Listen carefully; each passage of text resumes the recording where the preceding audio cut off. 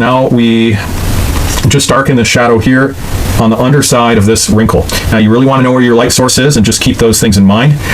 If you only were to paint exactly what you saw in your reference photo and replicate it like a copy machine, you wouldn't even have to really think about the light source. But because we do some interpretation of what we see, we're not machines, then it is good to be cognizant of what's going on in the environment of which you're painting. So for example, you would look at your reference photo, you would pay attention to where the shadows are falling on the face and on the clothing, and if there's any cast shadows from the body onto the ground or something they're sitting on, you'd pay attention to the orientation of those shadows, and then from there you'd be able to determine that the opposite direction would be the light source. Now sometimes you're going to have a couple different light sources. You're going to have reflected light. You know, for example, on her bottom of her chin there's a little reflected light. Even on her nose you have a shadow, and then we have a little bit of a highlight below there because that white clothing is reflecting light.